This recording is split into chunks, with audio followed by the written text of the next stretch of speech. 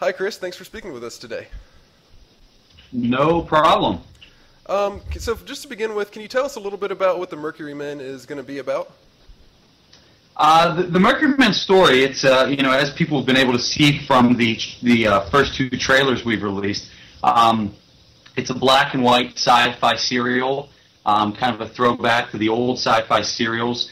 And our story follows a character named Edward Borman, who's a government office worker. And, I usually tell people, if you've ever been to the government office, to any government office, or you've been to the DMV and you've needed something done, you've probably met somebody like Edward Borman. He very classically, will pass off any responsibility to anyone else. But our character, Edward Borman, finds himself leaving one night and finds that his building has been overrun by these glowing creatures from the planet Mercury that are overtaking his building for some, nefarious deeds. And so he's stuck there the entire night having to thwart this alien invasion. So, I think I have met a couple guys like Edward Borman, now that you mention it. You guys, you're obviously not financed by a major studio or anything like that. What's the process of making this series been like? It's been a little different than any of the other films we've made. The process has, in that the series is born from a concept short that we did in 2007. I was working on a feature project that was having a tough time gaining some traction, and so I was getting a little antsy. I wanted to do something, and so we decided that that I'd pull together some people, some resources, and over a quick 24-hour shoot, I just wanted to shoot something fun. I said, I want to do something with ray guns. So we pulled together some actors, a small crew, and in a 24-hour period, we shot a little short called The Mercury Men. It was like 10 minutes long, black and white, ray guns, glowing men, a lot of the elements that you see in this new series. We took that around for about anywhere from 6 months to a year to different festivals. No big intentions. We weren't planning on selling it. We didn't have any greater goal with it other than to show it and have fun going to the festivals. And the response was a lot better than we anticipated. We screened it at San Diego Comic-Con last year. The response was fantastic. And so going through that process, I really felt like there might be something more there. I started really thinking there might be more to the characters, the character of Edward Borman, the character of the Mercury Men. And so we just started developing it into something a bit larger. So the story is a lot different than the story was for the short. This story is completely different, but a lot of the design and elements and whatnot carried over. We are, as you said, we are self-financed. I own a production company here called Mercury Men Pictures here in Pittsburgh, and so I produced it through my company. It was, a lot of pulling favors to get people involved and whatnot. So it really is a passion project and a homegrown project. But it's been a lot of fun. It doesn't really surprise me that you had such a good reception, because judging from the images and the trailers you've released on the series, it definitely doesn't seem to lack anything, because due to the lack of a Universal or an MGM or somebody like that backing you. Do you think? Oh, thank you. That's very, very kind of you to say. Oh, sure. Do you think that the freedom you had when making the Mercury Men may be counteracting the huge budget where you'd be tied to all sorts of demands?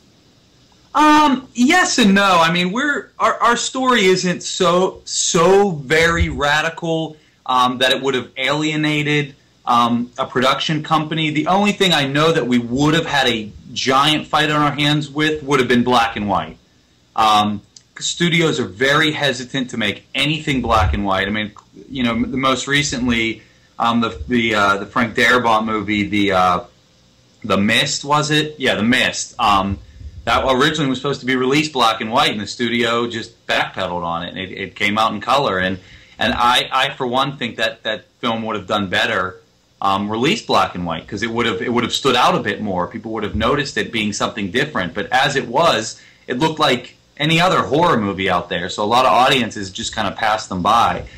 So I know the black and white would have been a big a big discussion, and we even really discussed that for a long time. Should we go black and white? Because honestly, black and white is a barrier to a lot of people.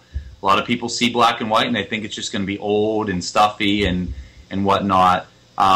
So we really had to face that head on and say, well, you know, this just looks so much better black and white. There's still a lot of people out there that love black and white, and I personally am such a huge fan of black and white that it would have, in my eyes, been insincere of me to make it in color. So that's the only problem I would have seen with any, say, studio interaction.